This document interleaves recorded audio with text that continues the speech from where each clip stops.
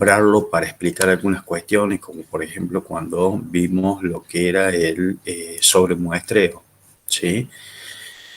Que de esa manera explicamos lo que era, o que lo utilizamos, mejor dicho, cuando hacíamos para eliminar el artefacto de aliasing. Bueno, hoy vamos a ver algunos de los artefactos más comunes que nos pueden aparecer en resonancia magnética, algunos que los podemos minimizar, otros que los podemos eliminar, pero es importante que nosotros los conozcamos porque, bueno, en base a lo que ya hemos estado viendo en el día de ayer, hay veces que los artefactos son producidos por errores nuestros, que lo podríamos haber evitado y no los tuvimos en cuenta, o se nos pasó o no lo conocíamos, ¿sí?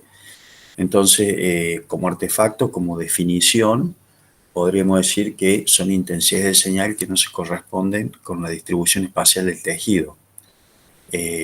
No se corresponden con la anatomía que nosotros estamos visualizando, ¿sí? Para tener alguna clasificación, de alguna manera vamos a ir viendo algunos, porque tenemos algunos artefactos que son intrínsecos, o sea, que son producidos por el mismo organismo, y hay otros artefactos que son extrínsecos que ya los puede producir el paciente o pueden ser producidos por algunos factores, por ejemplo, un corte de luz o un bajón o una subida de tensión de luz y cosas así, ¿sí? Hay algunos que los podemos evitar y otros que lamentablemente no se pueden evitar, pero vamos a ir nombrando algunos de los más conocidos. Vamos a ir primero con los artefactos de movimiento. Los de movimiento los podemos considerar como voluntarios e involuntarios. Por supuesto que acá vamos a nombrar solo algunos, no vamos a nombrar todos los que pueden existir, pero como para que tengamos una idea de cuáles son los que se trata, ¿no? Dentro de los voluntarios podemos tener movimiento ocular, ¿sí? Eso es muy común cuando hacemos las resonancias de cerebro, órbita, y por más que a veces le digamos al paciente que tiene que tratar de no mover los ojos los mueven lo mismo, ¿sí? Las acciones de deglución, estos también son algunos tipos de movimientos que solemos, digamos, decirle al paciente que no trague cuando hacemos las resonancias magnéticas de columna cervical o de cuello, ¿sí? Yo en general soy un convencido, en realidad soy un convencido de que para la columna cervical, si le decimos al paciente que no se mueva, yo creo que es más que suficiente, porque a veces es un estado puramente psicológico, yo lo he comprobado, no sé si a todos les habrá pasado, a algunos de los que hacen rezo, que cuando al paciente se le pide que no trague, es cuando más deseos de tragar tiene, ¿sí? Entonces, si nosotros tenemos en cuenta, como hablábamos ayer, que en la transformada de Fourier en algún momento el paciente tragó, porque en una de esas no traga en todo el estudio, puede tragar en un momento, ese movimiento de deglución, de deglución, que se puede traducir a la columna, puede ser minimizado o eliminado en la transformada de Fourier porque no pertenece a datos guardados, digamos, que está tragando continuamente el paciente, así como un movimiento que forma parte de la imagen. Pero me ha pasado también que al principio le decíamos esto, a veces uno lo dice más por experiencia que por otra cosa, ¿no? Porque en los protocolos uno dice está que el paciente no debe tragar, eso ya lo vamos a ver y se los voy a volver a comentar, pero en el movimiento de deglución a veces uno le dice al paciente no trague y se le empieza a amontonar saliva y bueno, a veces termina siendo peor porque se ahoga, tenemos que parar el estudio, se movió y perdemos más tiempo. Así que eso, bueno, queda a criterio del operador del equipo. Y después, bueno, todo tipo de movimiento voluntario que tenga el paciente. Y dentro de los involuntarios, consideramos la respiración, el ritmo cardíaco, y todo lo que son los movimientos de flujo, movimiento sanguíneo, movimiento de líquido cefalorraquídeo. Estos son movimientos que por ahí tenemos como secuencias especiales o algunas, digamos, dentro de la secuencia o de algunas partecitas donde podemos retocar algunas cosas como para minimizarlo, ¿sí? O a través de elementos externos como por ejemplo gating respiratorios o gating cardíaco, que eso hace que podamos minimizar los movimientos, ¿sí? Esto que les estoy mostrando acá son algunos de los movimientos que consideramos respiratorios. Por ejemplo, esto suele pasar mucho a nivel abdominal. Por ahí nosotros decimos que respiramos más con el abdomen, respiramos más con el abdomen que con los propios pulmones, ¿no? Discúlpenme que por ahí me voy frenando porque me van pidiendo ingresar. Así que esto es lo que pasa en el espacio, en la lectura y reconstrucción del espacio K, en la transformada de Fourier, cosa que hemos visto en el día de ayer, cuando pasan esos movimientos respiratorios abdominales, donde nosotros vemos, por ejemplo, cada una de las filas del espacio K, cada una de las filas del espacio K. Entonces vamos tomando el equipo, digamos, cuando va guardando la fase de cada uno de los protones que habían sido excitados. Lo que sucede es que como el abdomen baja y sube, estos movimientos se van guardando en fase de expiración y fase de inspiración. Entonces me lee los protones a veces abajo, ¿sí?, en fase de expiración, y luego me los lee en fase de inspiración. Entonces me va guardando las diferentes fases de los protones, es como si fueran protones que tienen movimiento, ¿sí? Entonces eso hace que me haga una sumatoria y me hace este tipo de artefacto, que por ahí nosotros le decimos, si el paciente tiene una respiración muy pausada, por ahí ni siquiera hace falta ponerle un gating respiratorio, para tratar de eliminar este tipo de artefactos. Pero sucede de esa manera. Vemos ese artefacto por las diferentes fases que son guardadas en las diferentes, digamos, filas de una matriz, y que se toma porque la fase del protón, digamos, luego de la excitación, en la relajación protónica, la toma abajo y luego la toma arriba, por el movimiento respiratorio continuo. Visto en una imagen, ¿cómo se traduce? Fíjense que esta es una imagen de columna lumbar y se alcanzan a ver líneas hiperintensas e hipointensas, no sé si ustedes la alcanzan a ver, que justamente eso es la manifestación de estos movimientos respiratorios.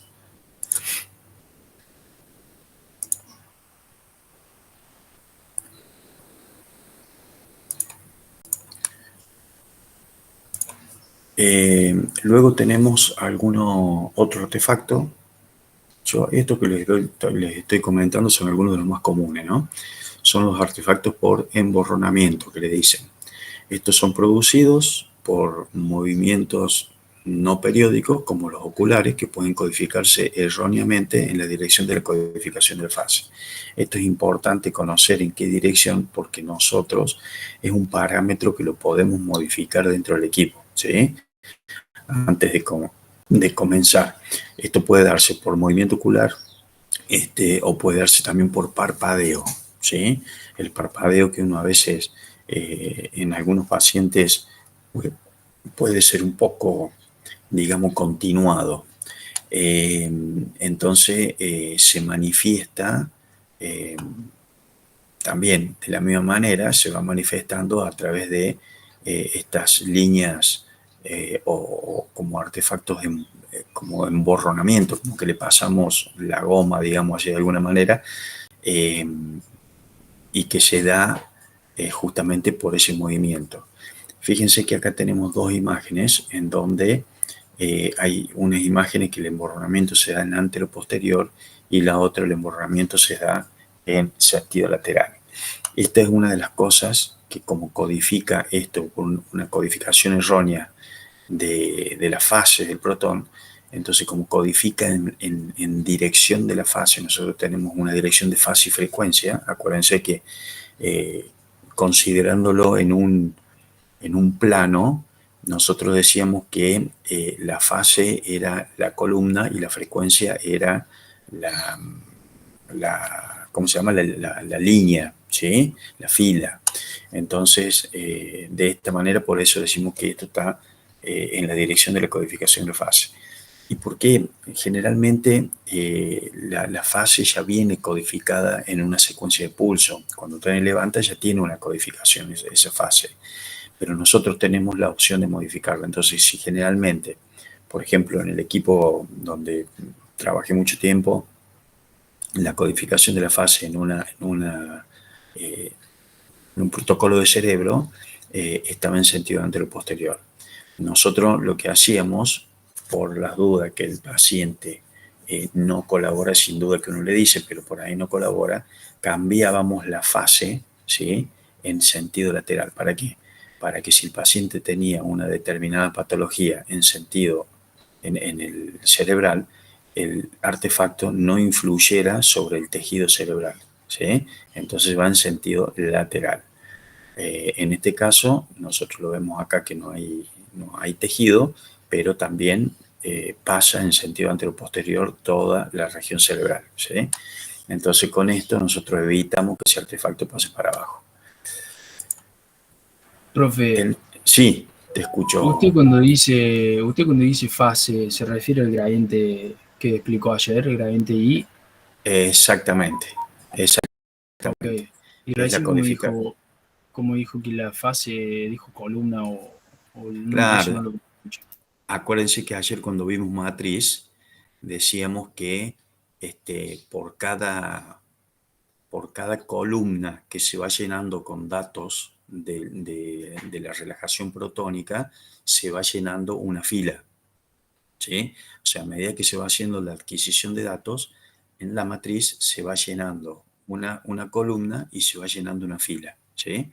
La columna está representada en este caso por el gradiente Y, ¿sí?, que es la fase, el gradiente de fase.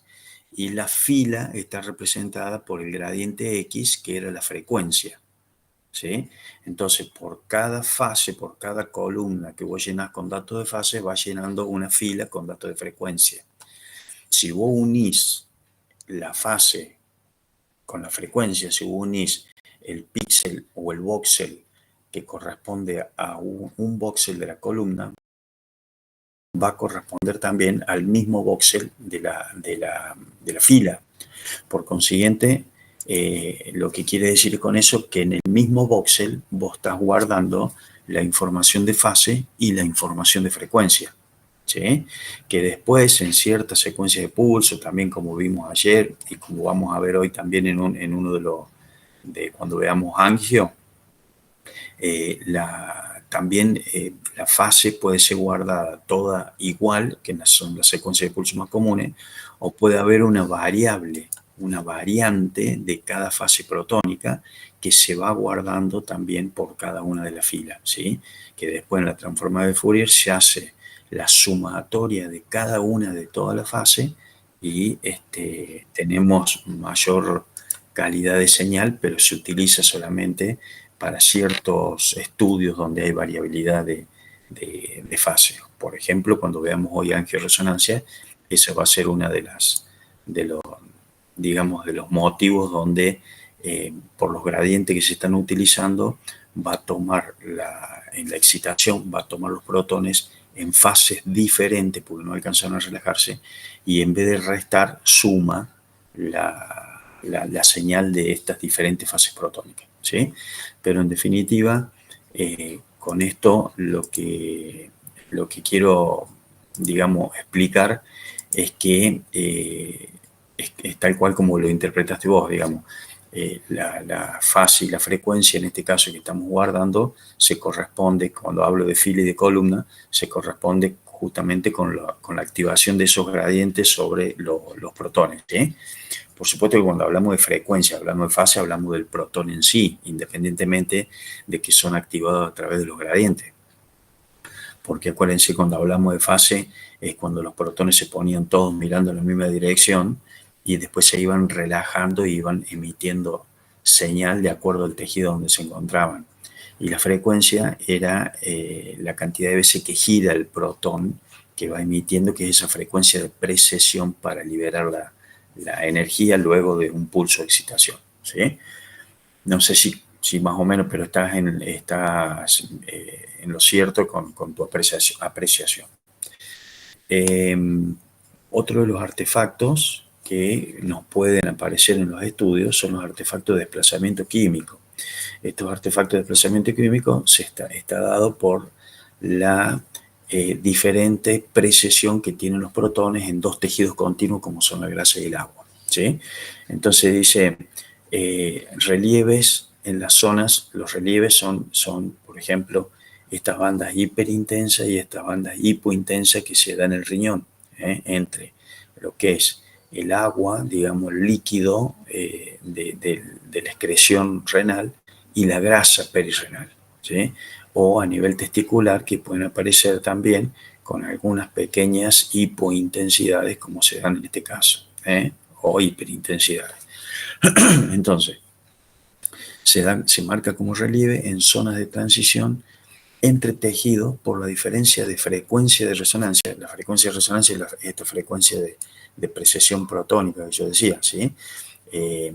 Y que creo que ayer en algún momento lo dijimos, de dos tejidos diferentes. Por ejemplo, entre la grasa y el agua, la visualización dice, se manifiesta con bandas hiper e hipointensas en la zona de transición. ¿Por qué decimos la diferencia de la frecuencia de resonancia? Porque es la diferente velocidad de precesión que tienen los protones del agua y los protones del líquido.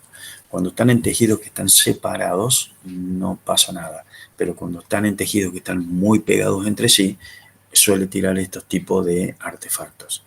Esto de las diferentes frecuencias de resonancia o frecuencia de precesión protónica, no sé si ayer yo lo expliqué, si no se lo vuelvo a comentar ahora, está dado, por ejemplo, cuando nosotros ponemos creo que sí lo hablé, un trompo, lo hacemos girar en un piso liso y hacemos girar al lado en un piso rugoso otro trompo.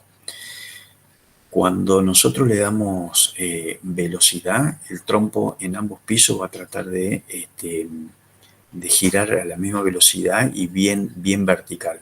Pero a medida de que va bajando la velocidad, en el piso rugoso se va a frenar mucho más rápido que en el piso liso. Entonces, el del piso rugoso, el trompo del piso rugoso se va a caer quizás hasta la mitad de tiempo que puede durar el otro o quizás más. Entonces, esa frecuencia de precesión en donde giran los protones, que es la grasa del agua, estaría representado como los dos trompos girando en dos pisos diferentes, ¿sí? Entonces, como tienen diferentes frecuencias de precesión, la precesión por supuesto que está dado con la liberación de energía, que es el eco, ¿sí? Que es el que nosotros vamos guardando. Entonces, como giran muy pegados entre sí, hay como, a ver, como no me sale la palabra justa, pero como una influencia entre ambos protones que están girando a velocidades diferentes y se manifiesta de esta manera. Por ahí se manifiesta en una sola imagen, pero si ustedes la llegan a ver, acá por ejemplo hay que tenerlo en cuenta que no es que el paciente tenga líquido perirrenal, sino que es la grasa. Si ustedes a esta imagen pueden hacer una supresión grasa, es muy posiblemente que eso desaparezca como para saber si es líquido o no, para que no se quede en la duda.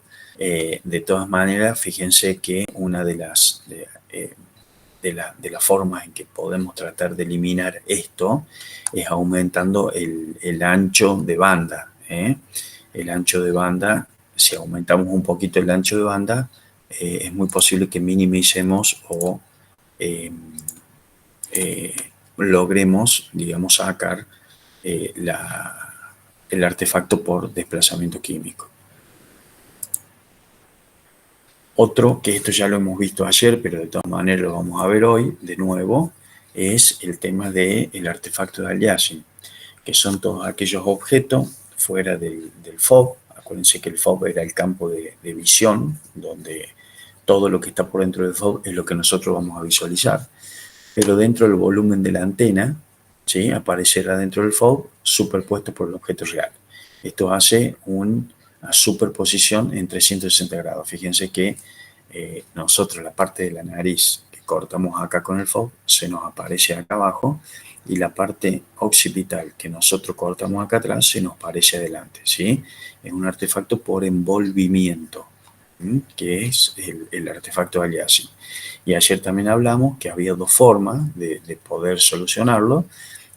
Una, si bien no era que hablamos específicamente del artefacto, pero hablamos del sobremuestreo, que es una de las formas, y después uno de ustedes aportó también que la otra posibilidad de poder solucionarlo era justamente agrandando un poquito el FOB. De esa manera nosotros por ahí no perdemos demasiada resolución y podemos solucionar el artefacto sin aumentar el tiempo de exploración, porque le estamos haciendo un sobremuestreo de fase, ¿sí? Otra de las cosas que a veces suele utilizar también es utilizar FOB rectangulares. Entonces ustedes saben que en antero-posterior generalmente el FOB se utiliza de esta manera porque al hacerlo rectangular nosotros bajamos ¿cómo se llama?, con la codificación de la fase que vaya en sentido lateral, como lo veíamos hoy a través de las órbitas. Entonces cuando hacemos un FOB rectangular se nos achica de los costados, ¿sí?, y no de la región anteroposterior. En este caso, como esto codifica también con la fase, significa que en un FOB cuadrado como el que estamos viendo, si yo cambio la codificación de la fase, no debería aparecer, porque lo que tengo en esta región digamos, donde está el pabellón de la oreja, me está quedando dentro del FOB. Si yo cambio la codificación de fase en el cerebro y me queda acá el pabellón de la oreja afuera, me estaría haciendo en esa misma dirección el mismo artefacto, pero en sentido lateral, ¿sí?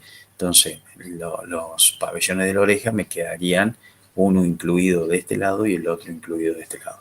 Pero bueno, le hacemos el sobremuestreo, que es una forma de eliminarlo, o aumentamos. Esto está hecho con sobremuestreo, pero si aumentamos el FOB veríamos justamente ambas regiones incluidas dentro del FOB.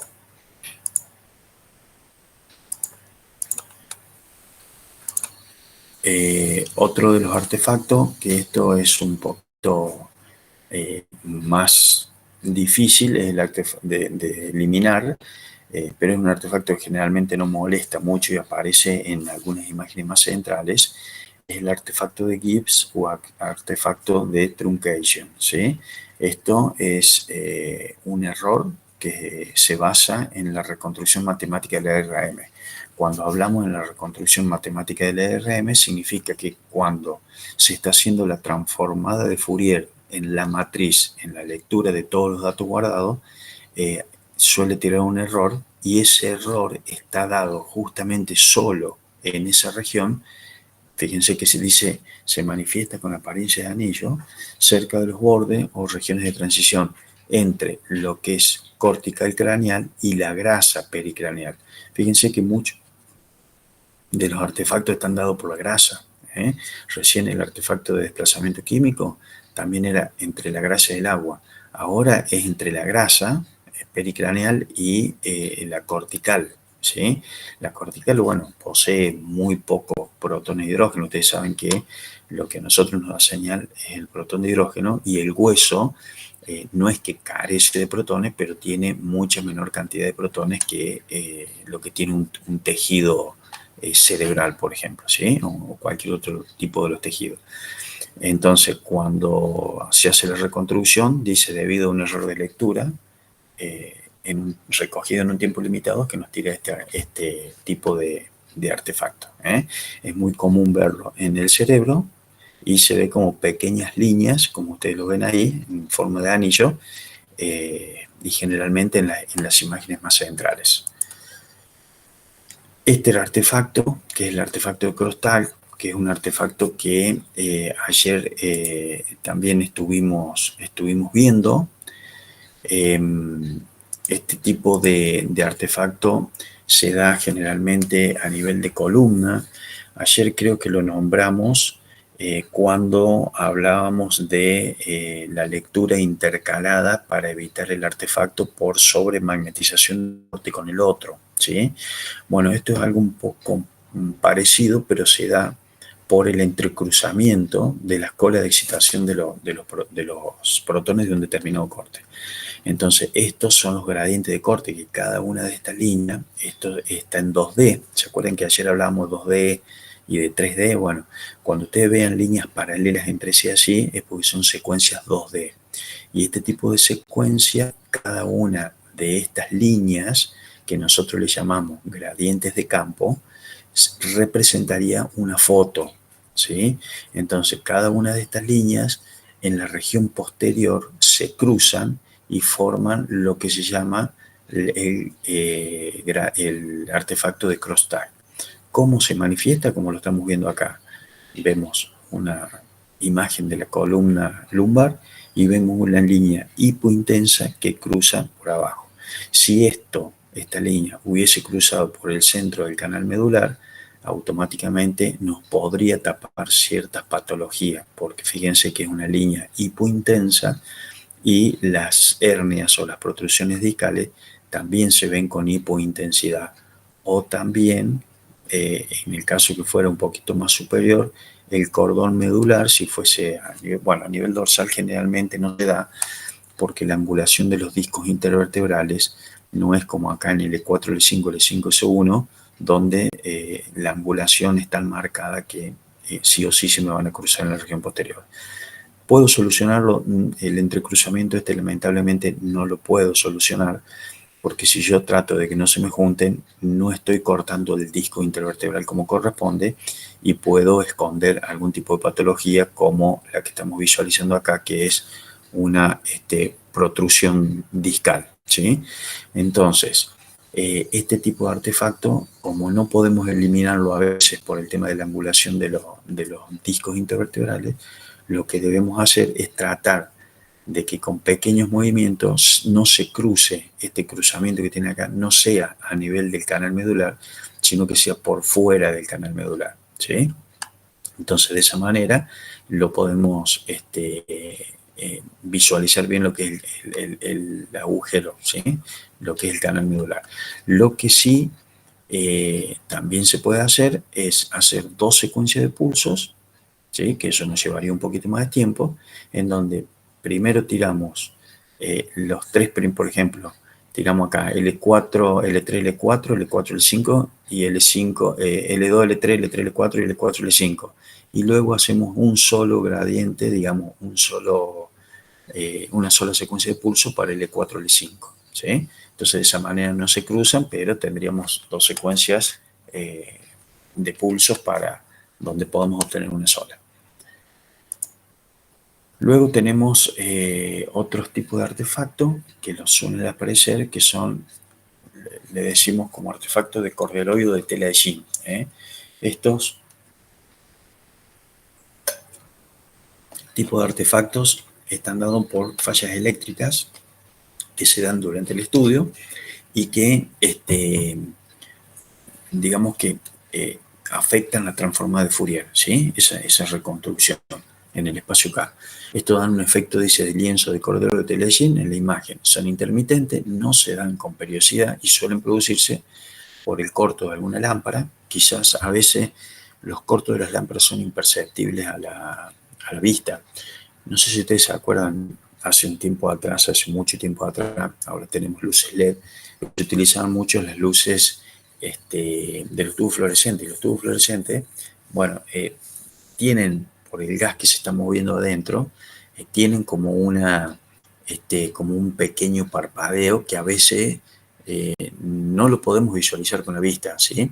Bueno, con esto lo que quiero decir es que a veces la intermitencia de alguna falla en alguna lámpara, nosotros no es muy chiquitita y no la logramos ver, pero esto es suficiente para que afecte a la transformada de Fourier, ¿sí?